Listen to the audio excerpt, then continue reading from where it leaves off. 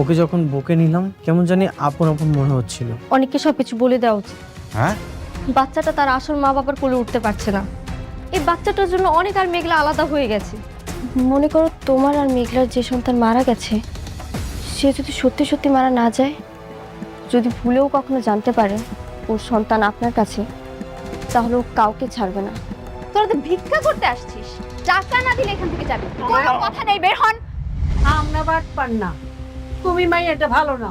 সেই কখন থেকে আমাদের লোকে খারাপ ব্যবহার করতেছো। কি বললি? আমার সাথে বেয়াদবি করলি? বের হ এখান থেকে, বের হ। আম্মা, আম্মা তুমি ঠিক আছো? আম্মা, ও মা তুই আইসোস? সেই কখন থেকে এই মাইয়াটা আমাদের লোকে খারাপ ব্যবহার করতেছে। এমনকি ফকির মনে করে আমাকে ভিক্ষাও দিচ্ছে। নেন। বেয়াদব মেয়ে, তোমার এত বড় সাহস, তুমি আমার আব্বা আম্মার গায়ে হাত তুলো। আসলে কোথা থেকে ভিক্ষুক এসে? ফকির, তোর বাবা মা সমতুল্য, কিভাবে তুই হাত তুলস গায়ে? বাপ মা শিক্ষা দেয় না কিছু তোরে? সরি ম্যাডাম, ওদেরকে দেখে তো মনে হচ্ছে যেন কেমন লাগছিল, সেজন্যই আমি আসলে এমনটা করেছি। তোর আর চাকরি করতে হবে না, বেরো যা আমার অফিস থেকে, তুই বেরিয়ে যা। না না ম্যাম, সরি সরি ম্যাম, আমাকে চাকরি থেকে বের করবেন না। এইবারের মতো আমাকে মাফ করে দেন প্লিজ ম্যাম। আমার অফিসের রুলস হলো চাকরি করার জন্য ভালো ব্যবহার দরকার। আগে ভালো ব্যবহার শিখবি, তারপর চাকরি করতে আসবি। যা। সিকিউরিটি, সিকিউরিটি, ওনারা বাইর করে দেন। না না না ম্যাম, লাস্ট টাইম এমন আর কখনোই হবে না প্লিজ ম্যাম। ম্যাম আমার কথাটা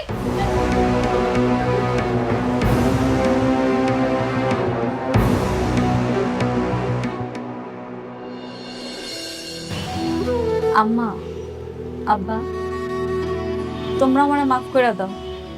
আমি না সত্যি বুঝতে পারি নাই আমার অফিসে আসার পরে এরকম একটা অবস্থা তোমার দেখা লাগবে। না রে মা, আমাকে তো চিনতে পারে নাই, মাপ তো আর কি আছে। হ্যাঁ, তারপরও সব দোষ আমারই। আচ্ছা ঠিক আছে, চলো আমরা কিছু ভাবুনি, আসো।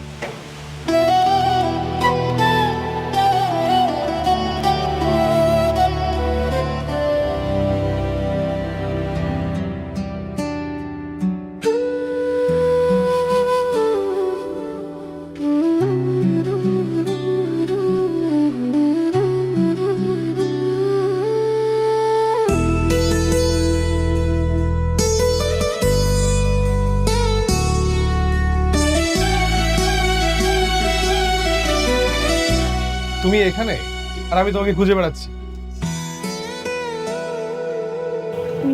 তুমি এখানে কেন? তার আগে বলো তোমার ফোনে কি হয়েছে? তোমাকে কলে পাচ্ছি না, কালকে একটু কথা হলো তাও তুমি ঠিকভাবে কিছুই বলোনি। কি হয়েছে তোমার? কিছুই হয়নি। অনেকের জন্য খারাপ লাগছে। মেঘলা ওকে ক্ষমা করছে না দেখে সবকিছু ছেড়ে ও বস্তিতে পড়ে আছে। আবার দেখো আমার কাছেও ফিরে আসছে না। তো এটা নিয়ে রাগ করার কি আছে? তো কান্না করার কি আছে? হ্যাঁ, তুমি তো জেনে শুনে আগুনে ঝাঁপ দিয়েছিলে, তাই না?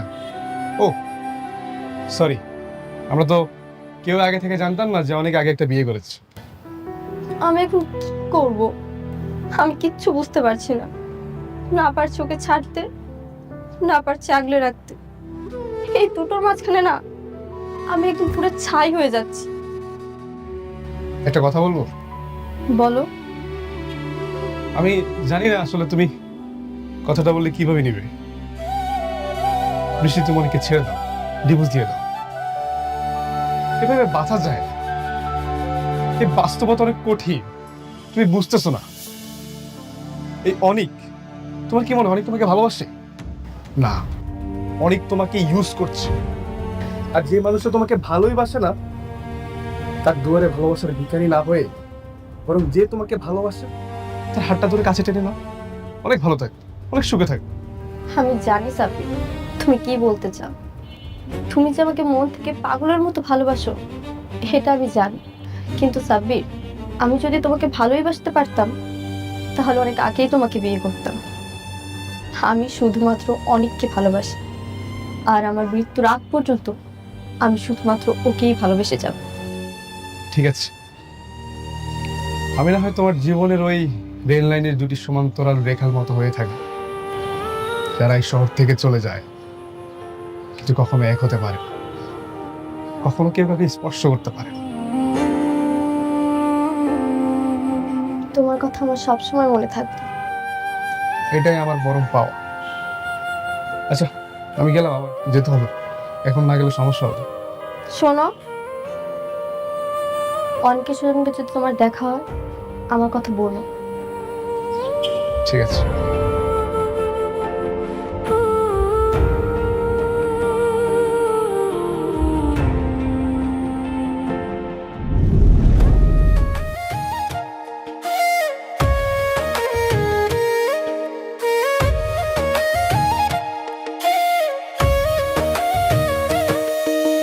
ভাগ্যবনে পাইলাম তোমায়, ভাগ্যে তো আর রইলা না।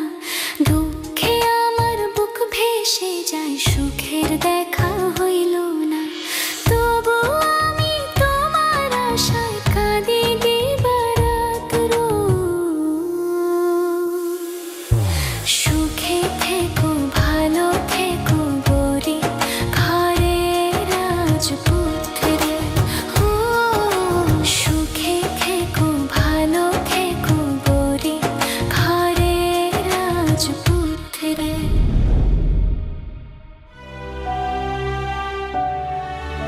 শালিমা বিলগার্সের সকল সদস্যরা হয়েছে আমার পরিবারের মতো।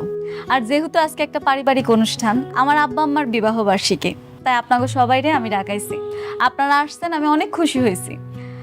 আপনাদের কাছে সত্যি কথা লুকামো না, জন্মের পর থেকে কখনো দেখি নাই আব্বা আম্মা বিবাহ বার্ষিকী পালন করছে। আমরা গরিব ছিলাম, গরিব মানুষের আর বিবাহ বার্ষিকী কি। সেই জন্য আল্লাহ যেহেতু আমার এখন তৌফিক দান করছে, তাই এখন থেকে চেষ্টা করবো প্রতি বছর আমার আব্বা আম্মার এই বিবাহ বার্ষিকীটা পালন করার। আপনারা সবাই আমার আব্বা আম্মার জন্য দোয়া করবেন। চলেন এবার সবাই মিলে আমরা কেকটা কাটি।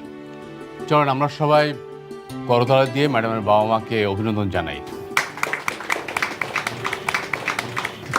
Please madam. আব্বা, আম্মা, হ্যাপি অ্যানিভার্সারি, হ্যাপি অ্যানিভার্সারি।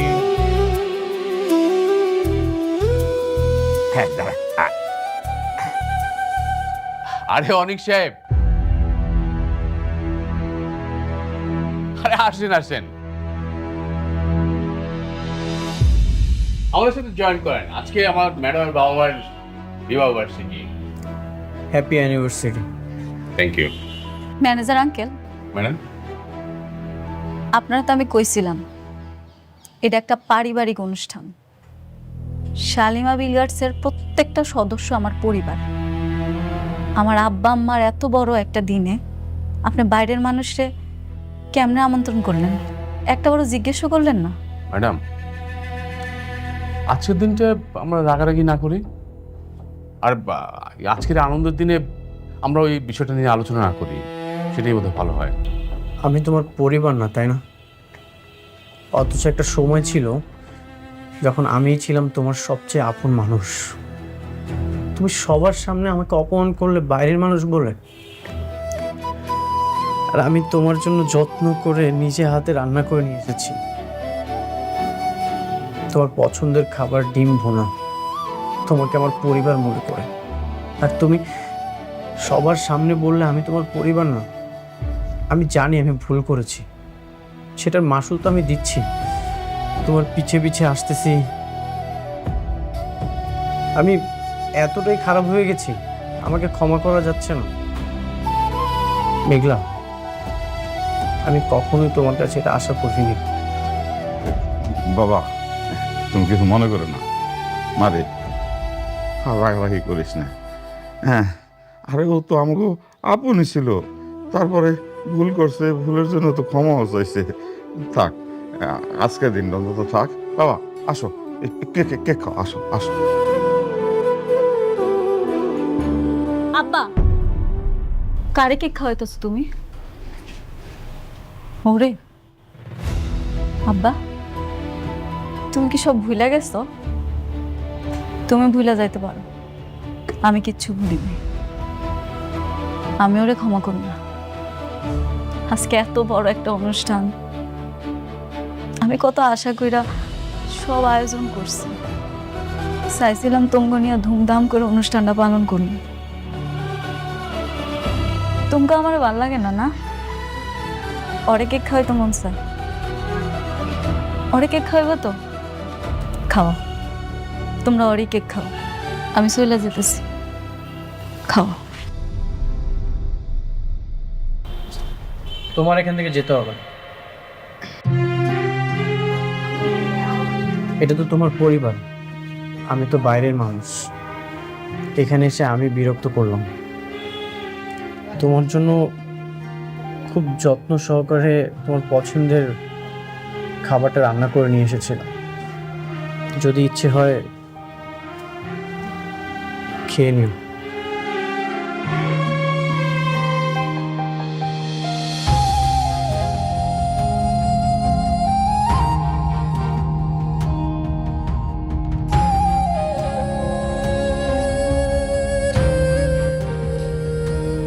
নীলা, আমাদের তো বিয়ের দিন একদম সামনে চলে আসছে, কিন্তু আমরা তো এখনো বিয়ের কোনো প্ল্যানিংই করলাম না। তুমি ঠিক বলছো। আমার বিয়েতে ভেবেছিলাম একটু ধুমধাম করে আয়োজন করব, মনটাই টানছে না। আচ্ছা তুমি কোনো টেনশন করো না, আমি আছি না, বিয়ের সব অ্যারেঞ্জমেন্ট আমি করবো। সব অ্যারেঞ্জমেন্ট আপনি করবেন মানে? সব অ্যারেঞ্জমেন্ট করবেন? যখন দুঃখে পড়ছিলা তখন আমার মেয়ের হাত ধরে তো নদী পার হয়েছিল, মনে আছে? যখন বিপদ পার হয়ে গেছে মাঝিকার শালা হয়েছে, তাই? আপনারা কারা? এসব কথা কাকে বলছে? তোমার পাশে যে দাঁড়ায় আছে এই টাউটারে বলতেছি, এই রাতুলে বলতেছি। এই রাতুলের কথা ছিল আমার মেয়ের এসে বিয়ে করবে, সেটা সে না করে আমাদেরকে এই বাড়ি থেকে বের করে দিয়েছে। এই আপনি চিল্লাচ্ছেন কেন? আপনাদেরকে না আমি বলছি যে আপনারা আবার কখনো আর চোখের সামনে আসবেন না। কেন আসবো না? তুমি আমাকে লগে এত বড় একটা বেইমানি করতে পারলা? আর তোমার কথা মতো আমাকে আত্মীয় অনেক অনেকের সাথে বেইমানি করছি, আর সেই তুমি আমাকে রাস্তা ছেড়ে মারলা। শুনেন, আপনাদের কপাল ভালো যে আমি আপনাদেরকে পুলিশে দেয় নাই। যারা নিজের আত্মীয়র সাথে বেইমানি করতে পারে তারা আমার সাথে বেইমানি করবে না, তার কোনো গ্যারান্টি আছে? রাতুল, তুমি নাকি এই মেয়েকে বিয়ে করতে যাচ্ছ? হ্যাঁ। তাহলে সেদিন যে আমাকে নিয়ে বস্তিতে গিয়েছিলে, আমাকে কথা দিয়েছিলে অনেকের নামে মিথ্যা অপবাদ ছড়ালেন তুমি আমাকে বিয়ে করবে, তাহলে এখন এই মেয়ে? রাতুল, তুমি এই মেয়েকে নিয়ে সেদিন বস্তিতে গিয়েছিলে? কি বলে এসব? আরে বুঝো না, আমি তো অনেককে ফাঁসানোর জন্য ওকে ব্যবহার করেছিলাম। ও তো একটা নষ্ট মেয়ে।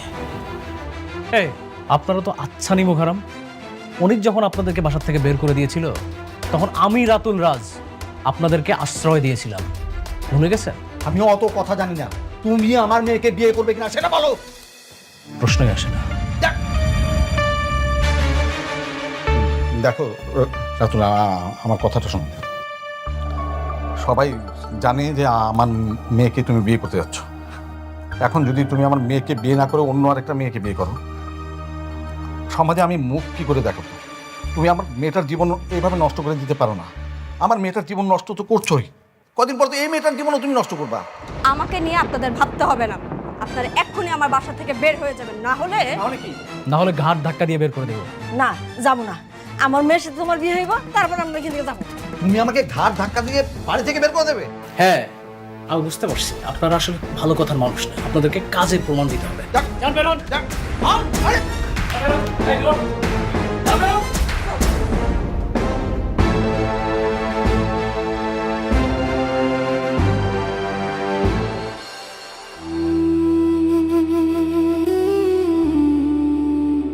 তুমি ওরে এই জায়গা থেকে যাইতে কও, নাহলে তুমি আমার মরা মুখটা পাবা। আমি ওর সাথে আর কোনো কথা বলতে চাইতেছি না, তুমি আরে সুন্দর করে বুঝে বিদায় করে দাও। তুমি আমার স্পর্শ করার অধিকার ওই দিনই হারাইছো যেদিন আমার সন্তানের তুমি অস্বীকার করছো।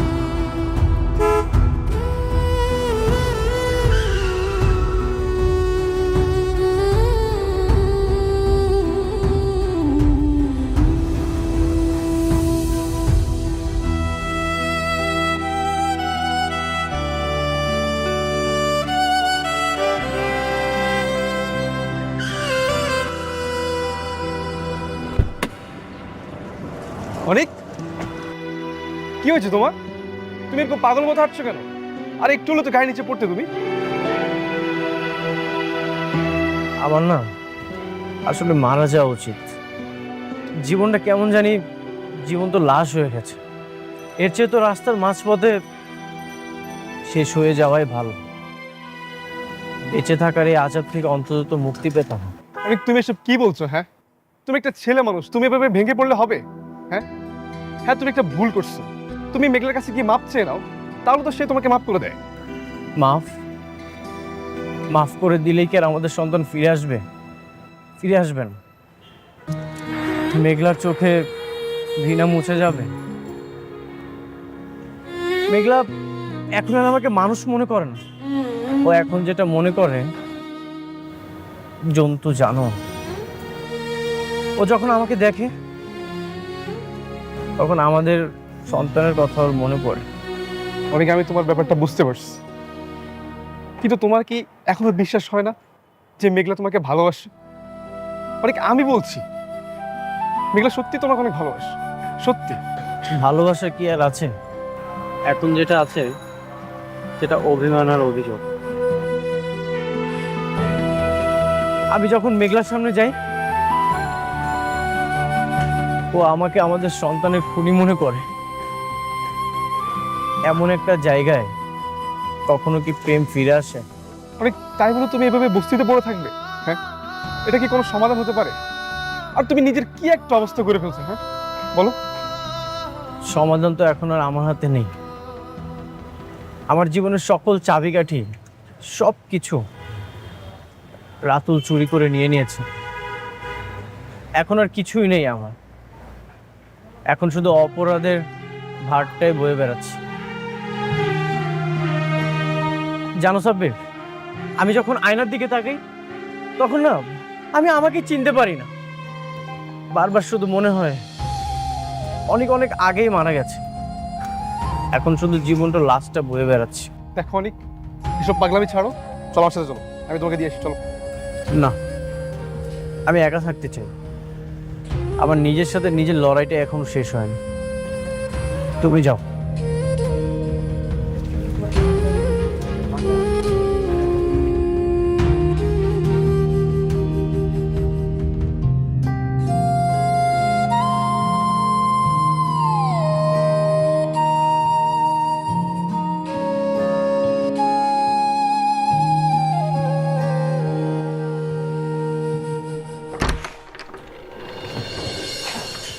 ম্যাডাম, উনি আসছেন। আপনি যান। ঠিক আছে। সাব্বির দেখি, তা কি মতলবে আমার এখানে? কেমনে সাহায্য করতে পারি শুনি? আমি এখানে কোনো সাহায্য নিতে আসিনি, আমি অনেকের বিষয়ে কিছু কথা বলতে আসছি। আমি তোমার আগেই বলছি, আমি অনেকের ব্যাপারে কোনো কথা শুনতে চাই না। কেন শুনতে চান না? আপনার শুনতে হবে। সাব্বির, তুমি মনে হয় জানো না কিছু, নাকি নতুন করে আবার সবকিছু শুনতে চাও? তোমার সামনেই সব ঘটনা ঘটছে। তুমি কি জানো না, দিনের পর দিন অনেক আমার অপমান করছে, আমার সন্তানটারে স্বীকৃতি দেয় নাই। আমার সন্তানটা মৃত্যুর পিছনে শুধুমাত্র ওই দেয়। আমার জীবনটা ছারখার করে ফেলাইছে, তারপর আবার জিজ্ঞেস করতেছো কেন ওর কথা শুনতে চাই না আমি?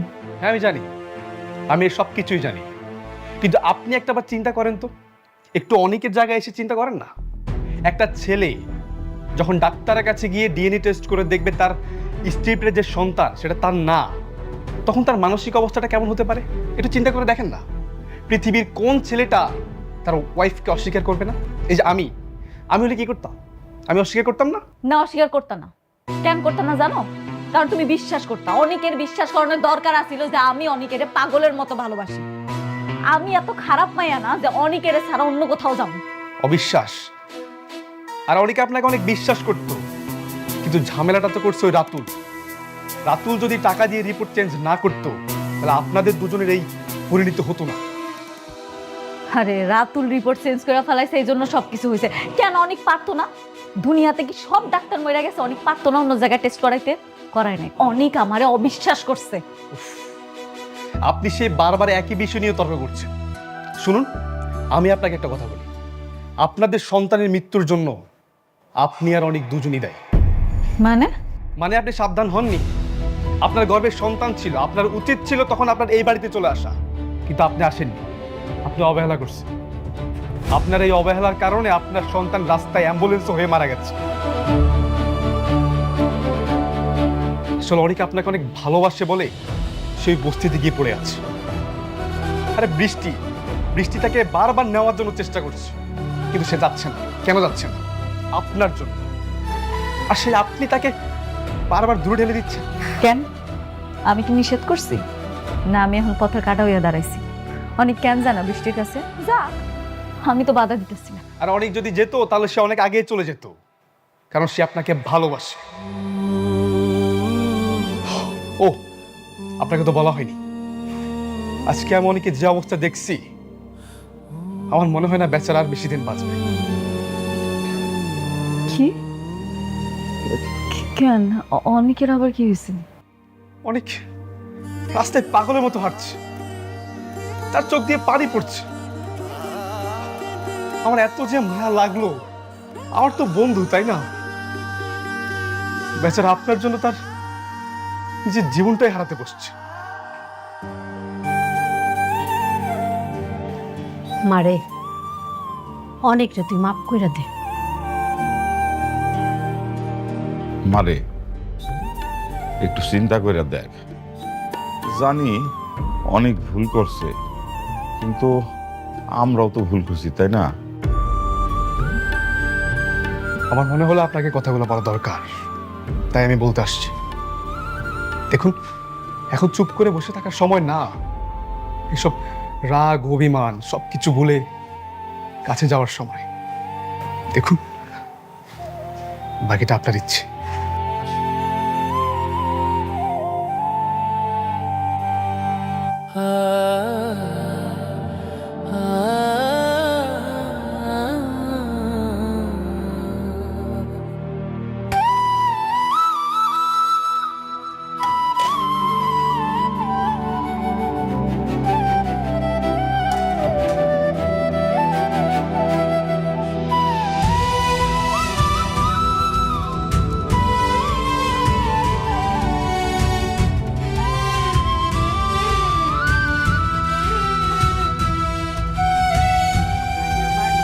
তুমি এখানে কেন আবার আসছো? তোমাকে কেন বলছি এই বস্তিতে আর কখনো আসবে না? কেন আসবো না? তুমি আমার হাজবেন্ড, তোমার উপর আমার অধিকার আছে। আমি এখানে বারবার আসবো। কেন বুঝতে পারছো না? আমার এই জীবনটা এখন অন্যরকম হয়ে গেছে। এই জীবনে আমি কোনোভাবেই তোমাকে জড়াতে চাই না। চাও না মানে? আমি কই যাব? আমি তোমাকে ছাড়া কোথাও যাব না। একটা কথা বলবো? বলো। তুমি আমাকে ডিভোর্স দিয়ে দাও।